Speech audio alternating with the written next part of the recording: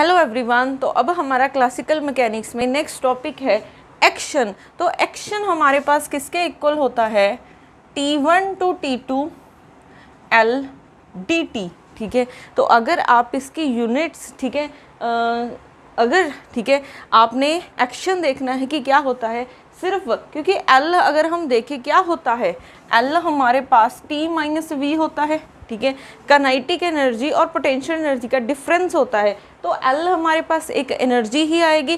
तो एनर्जी की आपने टोटल टाइम पे इंटीग्रेशन करनी है, तो जो आपके पास आंसर आएगा उसे हम बोल रहे हैं एक्शन। ठीक है, तो एक्शन आपने लर्न करना है किसके इक्वल होता है, L की इंटीग्रेशन करनी है T1 से T2 इंटू dt। ठीक है, अब आपको क्वेश्चन से पता चलेगा कि ये कैसे सॉल्व करना है। ठीक है, पहले हम इसका क्वेश्चन लिखते हैं।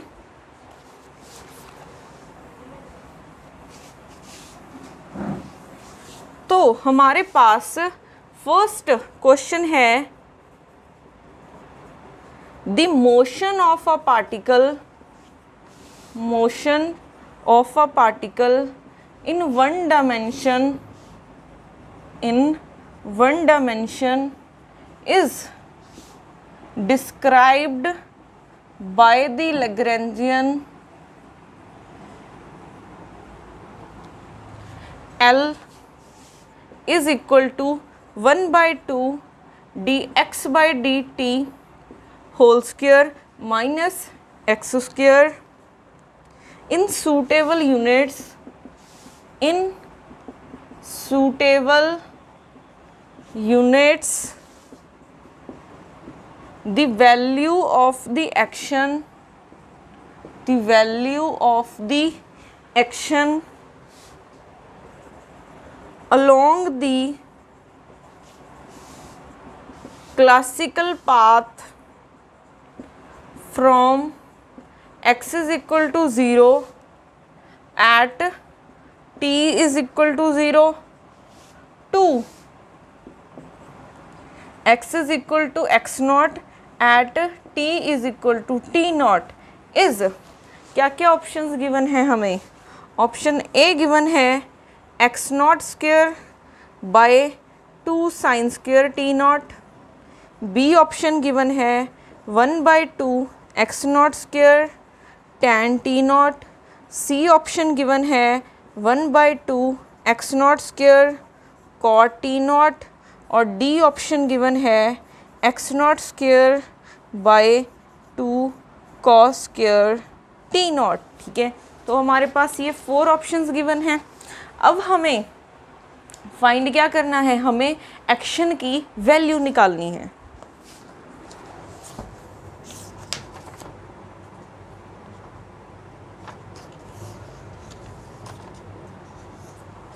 तो हमें L ये गिवन है। ठीक है, तो L गिवन है 1 बाई 2 dx बाई dt को हम क्या लिख सकते हैं, x dot square minus x square. अब देखो, अगर हमने इंटीग्रेशन करनी है, क्योंकि एक्शन हमारे पास किसके इक्वल है, T1 to T2 L dt। अब लिमिट्स कहाँ से कहाँ गिवन है, T 0 से T नॉट तक जा रहा है। ठीक है, 0 से t तक जा रहा है L dt। अगर आपने इसकी इंटीग्रेशन करनी है तो आपको L in terms of t चाहिए, बट यहाँ पे L in terms of t नहीं है। तो आपका स्टेप क्या होगा, x की वैल्यू हमने निकालनी है। तो x की वैल्यू हम क्या निकाल सकते हैं, इक्वेशन ऑफ मोशन यूज़ करके। तो हमारे पास यहाँ पे एक वेरिएबल है, तो एक ही जनरलाइज कोऑर्डिनेट होगा और एक ही इक्वेशन ऑफ मोशन आएगी। तो इक्वेशन ऑफ मोशन क्या हो जाएगी, d by dt curly L by curly x dot minus curly L by curly x is equal to 0। तो यहाँ से देखो L का, ठीक है, अब यहाँ पे करली L by curly x dot निकालो, क्या आ जाएगा, करली L by curly x dot, इसका आ जाएगा 1 बाय 2 x डॉट।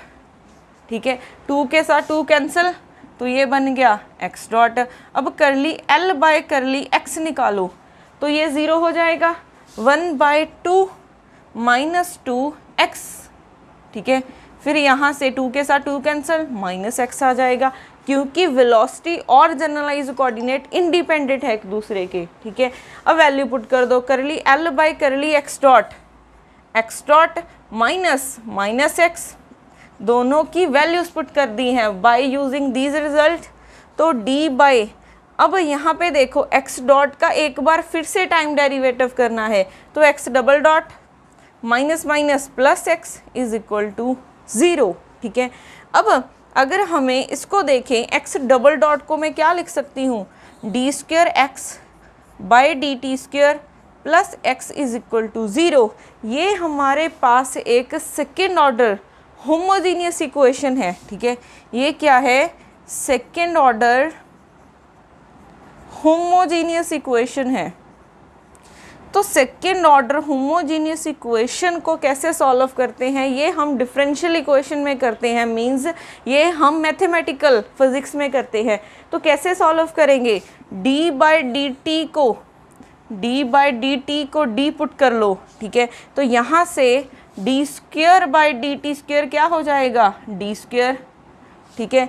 यहाँ पे वैल्यू पुट करो, तो डी स्क्वेयर साथ में x है plus x is equal to 0। तो यहाँ से क्या बन जाएगा, d square plus 1 x is equal to 0। X 0 नहीं हो सकता, तो डी स्क्वेयर प्लस 1 को क्या होना पड़ेगा, 0 होना पड़ेगा। तो यहाँ से क्या रूट्स आ जाएंगे, d square is equal to उस तरफ जाएगा -1, तो d आ जाएगा -1 प्लस -1, ठीक है।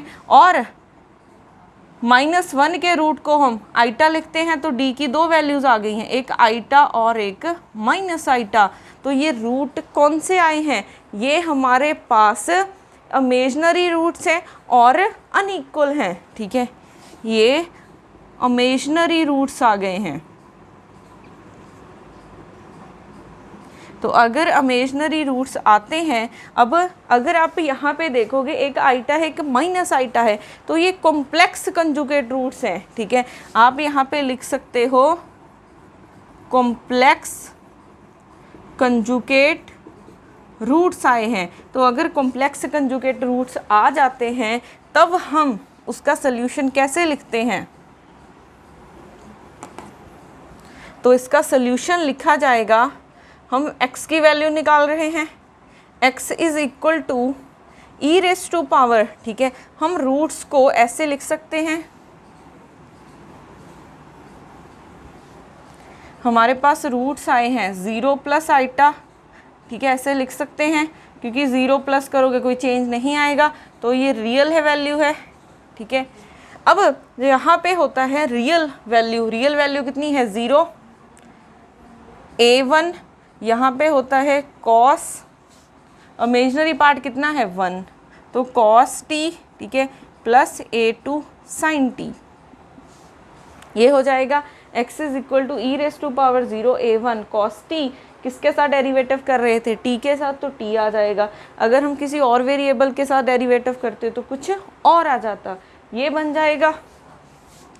अब यहाँ पे देखो e raise to power 0 1 a1 cos T plus a2 sine T. अब हमें कुछ बाउंड्री कंडीशंस गिवन है, क्योंकि a1 a2 क्या है, कांस्टेंट है, तो इनकी वैल्यूज़ हम बाउंड्री कंडीशन को यूज़ करके निकाल सकते हैं। तो क्या क्या बाउंड्री कंडीशंस हैं, पहली बाउंड्री कंडीशन है कि x 0 है at t is equal to 0 पे, x 0 है at t is equal to 0 पे, वैल्यू पुट करो, 0 is equal to a1 cos 0 plus a2 sine 0, sine 0 0 cos 0 1, तो 0 is equal to a1 plus 0, तो यहाँ से a1 की वैल्यू आ गई है 0, ठीक है। a1 की वैल्यू क्या आ गई है, 0। तो अब हमारे पास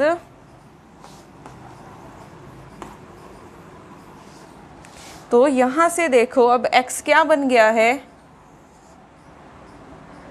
a1 की वैल्यू आ गई है 0, तो a2 साइन t, ठीक है। a2 की वैल्यू भी निकाल सकते हैं। सेकेंड बाउंड्री कंडीशन देखते हैं, जब t की वैल्यू t0 है तो x की वैल्यू x0 है, पुट कर दो, तो x0 is equal to a2 sign t0, तो a2 की क्या वैल्यू आ गई है, x0 बाई साइन t0, ठीक है, वैल्यू पुट कर दो अब यहाँ पे, तो x हमारा आ गया है x not by sine T not sine t, ये आ गया है हमारे पास x की वैल्यू।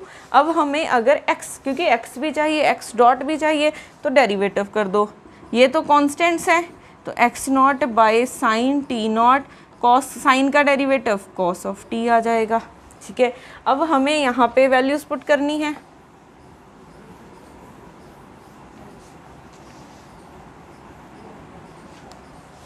तो L is equal to 1/2 x dot की value x not by sine T naught cos of t whole square minus x square means x not by sine T not sine t का whole square. तो ये बन जाएगा 1/2 x not square cos square t by sine square t naught minus x not square sine square T not sine square T. ठीक है, तो यहाँ से क्या कुछ फैक्टर कॉमन आ रहा है, x not square by sine square T, तो ये कॉमन निकाल लेते हैं। एक्स नॉट स्क्वायर 2 पहले से ही है, साइन स्क्वायर टी नॉट, तो ये बन गया है cos square T minus sign square T. इसका फॉर्मूला होता है, इसको हम लिख सकते हैं कॉस ऑफ 2t, इतनी टर्म को हम कॉस ऑफ 2 टाइम्स t लिख सकते हैं। ठीक है, तो L की वैल्यू हमारे पास ये निकल के आ गई है। तो L की वैल्यू निकल गई है, अब हमने यहाँ पे वैल्यू पुट करनी है। ठीक है, तो क्या बन जाएगा, S इज इक्वल टू 0 से t, L की वैल्यू ये है x not square by 2 sine square T not. ठीक है, फिर cos of 2t into d t, ये फैक्टर कांस्टेंट है, बाहर लिख लेते हैं। तो s is equal to x not square by 2 square sine square T not 0 to t cos of 2t dt। ठीक है, कॉस की इंटीग्रेशन करो, क्या बन जाएगी,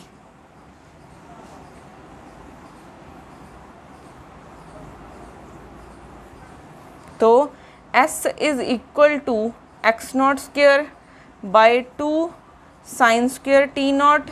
ठीक है, कॉस की इंटीग्रेशन साइन आ जाएगा, sine 2t by divide by coefficient 2 है, लिमिट्स 0 से t नॉट तक है ना, 0 से t नहीं, 0 से t नॉट तक हैं, तो 0 से t नॉट तक 2 बाहर लिख लो, एक्स नॉट स्क्वायर बाय 2, ये आपके पास हो जाएगा 2 इंटू 2 4 बन गया, साइन स्क्वायर टी नॉट। ठीक है, तो यहाँ से क्या बन जाएगा, sine 2t naught minus sine 0, sine 0 0, x not square by 4 sine square T naught, यहाँ से साइन 2t नॉट। अब देखो हमें पता है साइन 2a का फॉर्मूला क्या होता है, 2 sine a cos b cos a, 2 sine a cos a, तो इसकी वैल्यू देखो क्या बन जाएगी, 4 साइन स्क्वायर टी नॉट, इसकी value 2 sine T naught cos t not.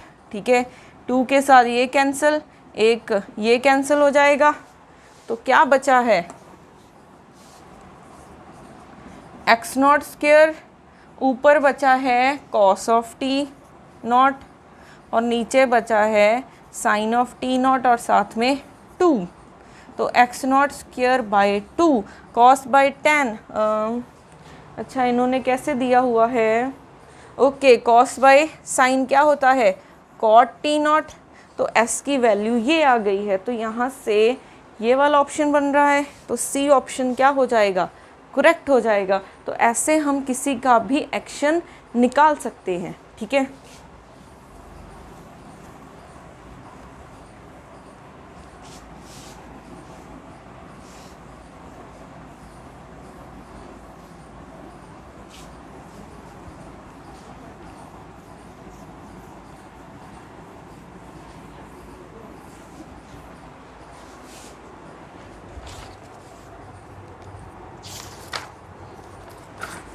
अब आपको मैं कुछ प्रॉब्लम्स दे रही हूँ, ये आपने खुद से सॉल्व करनी है, ठीक है। तो प्रॉब्लम नंबर 2 क्या है? A projectile of mass 1 kilogram is launched at an angle of 30 degree from the horizontal at t is equal to 0 and take time t before hitting the ground if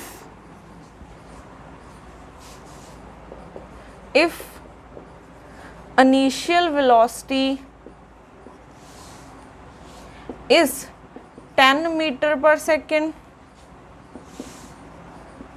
the value of the action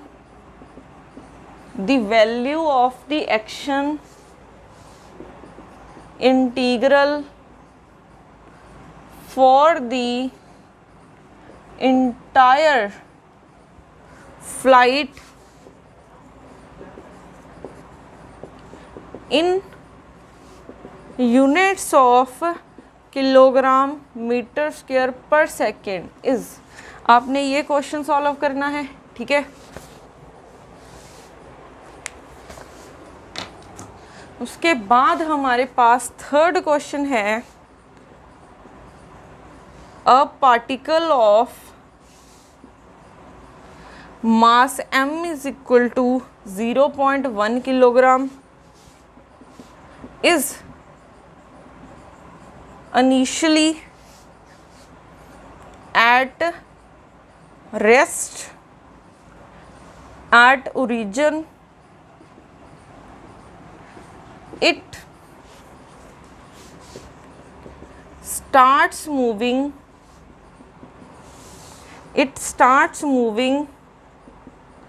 with the uniform acceleration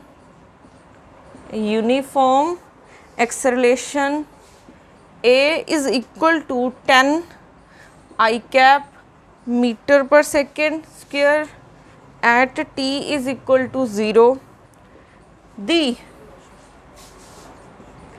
action s of the particle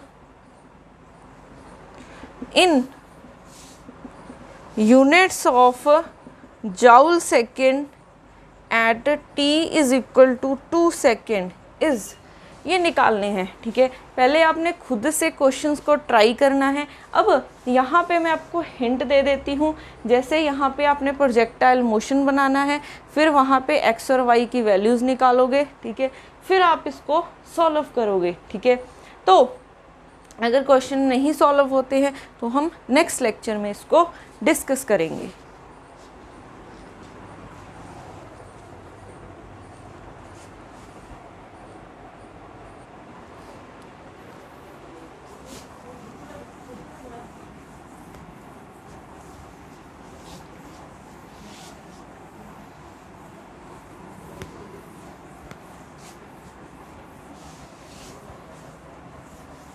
तो अब हमारे पास next topic है generalised force,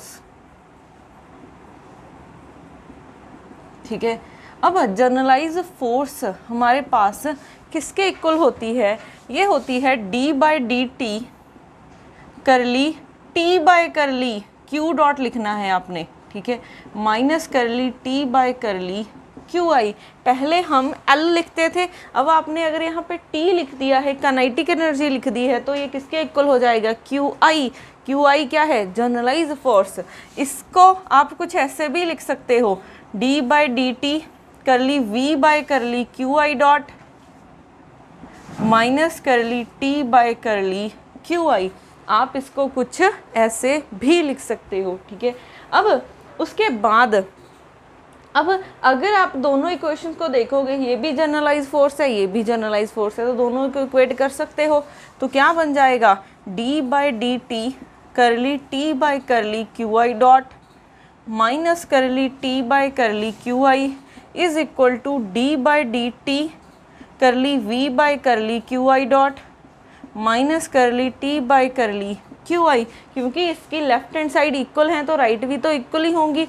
अब इस term को इस तरफ ले आओ, तो d by d t curly t by curly q i dot minus curly t by curly q I minus d by d t curly v by curly q i dot plus, ठीक है, इस तरफ sorry यहाँ पे ना अगर t है तो t आएगा, v है तो v आएगा, v आना है यहाँ पे, ठीक है।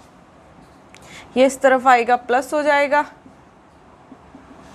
अब इन दोनों टर्म्स को इकट्ठा कर सकते हो, तो d बाई डी टी करली curly by curly q dot t minus v, ठीक है, t minus v. Similarly curly by curly q i, ये क्या हो जाएगा, t minus v is equal to 0। और t माइनस वी क्या होता है, l होता है, तो l क्या होता है, t माइनस वी। यहाँ पे पुट कर दो वैल्यू, तो curly l by curly q i dot minus curly by curly q i l is equal to 0। ये आपके पास आ गई है इक्वेशन ऑफ मोशन, ठीक है। तो ये जनरलाइज फोर्स की ज़रूरत क्यों है, ठीक है। जनरलाइज फोर्स की ज़रूरत इसलिए है क्योंकि काइनेटिक एनर्जी तो हमें हर केस में पता होती है, ठीक है। अगर आपको पोटेंशियल नहीं पता, फोर्स गिवन है, ठीक है, अगर आपको पोटेंशियल नहीं पता, फोर्स गिवन है, तो आप कैसे फाइंड कर सकते हो, तो जनरलाइज फोर्स गिवन है क्योंकि ये भी आपके पास इक्वेशन ऑफ मोशन ही है, ये भी इक्वेशन ऑफ मोशन है, ये भी इक्वेशन ऑफ मोशन है।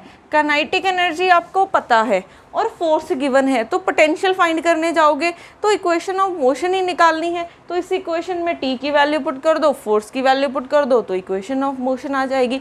तो आपको L निकालने की ज़रूरत नहीं है, ठीक है। तो ये भी यूज़ हो जाता है।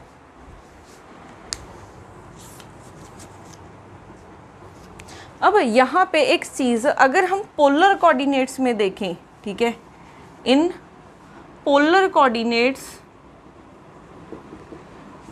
तो आपको F, ठीक है, F हमारी सिंपल जो फोर्स होती है, ठीक है, लीनियर फोर्स बोल सकते हो, और ये आपके पास जनरलाइज फोर्स है। तो जनरलाइज और लीनियर फोर्स में क्या रिलेशन है, पहले हम वो देखते हैं।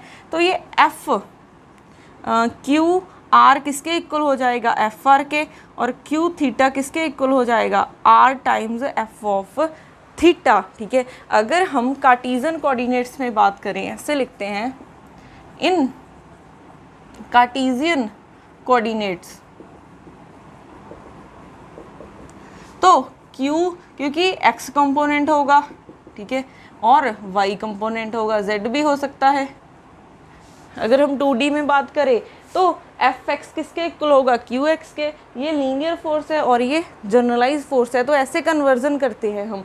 अगर आप पोलर कोऑर्डिनेट्स में तो है F और Q R के इक्वल है, but F theta into r आपका Q थीटा बनेगा। ये भी बहुत इंपॉर्टेंट पॉइंट है, ठीक है, तो ये भी पता होना चाहिए।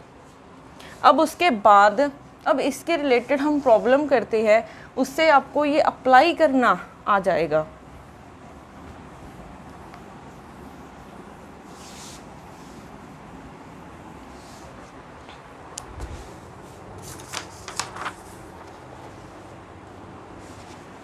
अब उसके बाद क्वेश्चन है, अ पार्टिकल is moving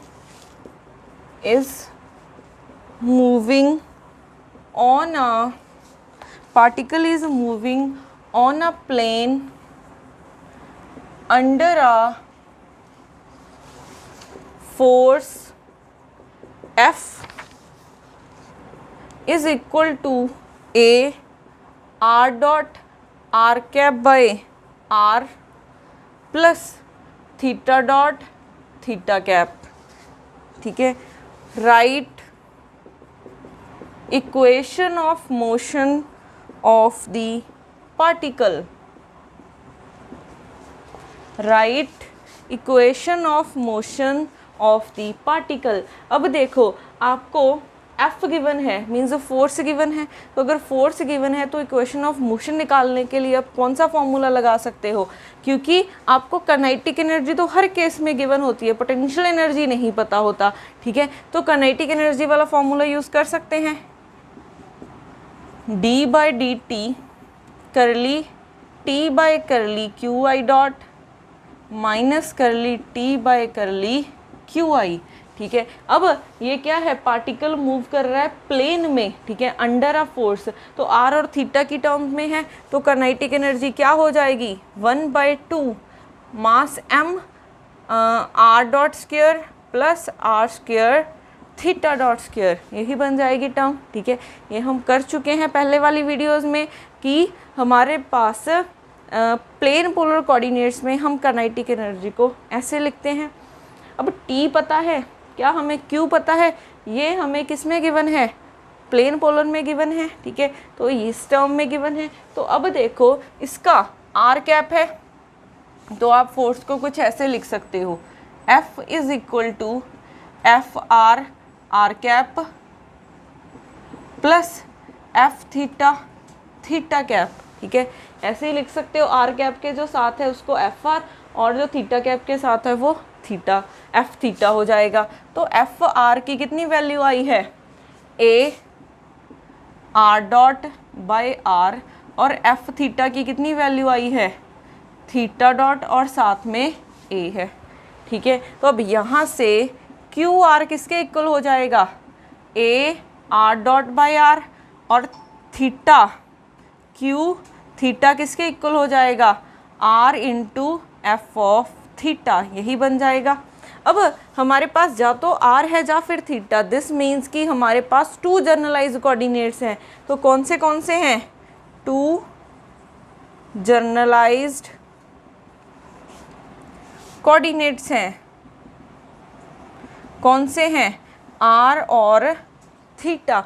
तो यहाँ पे देखो फर्स्ट इक्वेशन ऑफ मोशन, ठीक है, क्योंकि आई लिखा है तो आई की वैल्यू एक बार हम थीटा के लिए लिखेंगे, एक बार आर के लिए लिखेंगे। तो पहले आर के लिए लिखा तो d/dt curly t by curly r dot minus curly t by curly r. Second equation theta q theta is equal to d/dt curly t by curly theta dot minus curly t by curly theta, ठीक है। अब value put कर दो, t का derivative करो r dot के साथ।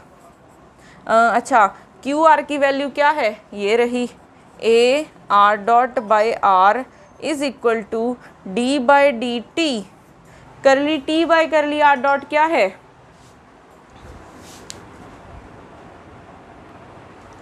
तो यहाँ पे curly t by curly r dot, तो इसका करो 1/2 m, यहाँ पे आ जाएगा 2r डॉट, बाकी ये टर्म 0, ठीक है। फिर minus curly t by curly r, तो यहाँ से 1/2 m, ये 2r और थीटा डॉट स्क्वायर, ठीक है। 2 के साथ 2 कैंसिल, 2 के साथ 2 कैंसिल, तो a r dot by r is equal to, यहाँ से m बाहर, d बाय हमने r का r डॉट का एक बार फिर से टाइम डेरिवेटिव करना है तो r डबल डॉट आ जाएगा, ठीक है। फिर माइनस m, यहाँ पे क्या है हमारे पास r थीटा डॉट स्क्वायर, एक इक्वेशन ये बन गई है, ठीक है। उसके बाद अब यहाँ पे q थीटा की value r a theta dot is equal to d/dt curly t by curly theta dot, यहाँ पे 1/2 m, r स्क्वायर कॉन्स्टेंट है, 2 टाइम्स थीटा डॉट आ जाएगा, minus curly t by curly theta, यहाँ पे थीटा वाली कोई term है ही नहीं तो 0 हो जाएगा। तो r a theta dot 1/2, sorry 2 के साथ 2 कैंसिल हो गया, 1/2 लगाने की ज़रूरत नहीं है, m, ठीक है। यहाँ पे d/dt r square theta dot ठीक है। अब यहाँ पे आर और थीटा का हमने डेरिवेटिव करना है, तो ये फर्स्ट फंक्शन, ये सेकंड फंक्शन। फर्स्ट फंक्शन को एज इट इज़ रखा, थीटा डॉट का एक बार फिर से time derivative theta double dot plus M. अब थीटा डॉट को as it is R square का डेरिवेटिव 2r, फिर r डॉट आ जाएगा, ठीक है। तो आपके पास यहाँ से दो इक्वेशंस बन गई हैं, m r square theta double dot plus m theta dot 2r r dot. तो यहाँ से हमारे पास टू इक्वेशन ऑफ मोशन आ गई हैं। तो ऐसे अगर आपको जनरलाइज फोर्स गिवन हो तो आपको पोटेंशियल फाइंड करने की ज़रूरत नहीं है, इस इक्वेशन को यूज़ करो और इक्वेशन ऑफ मोशन फाइंड कर सकते हैं हम।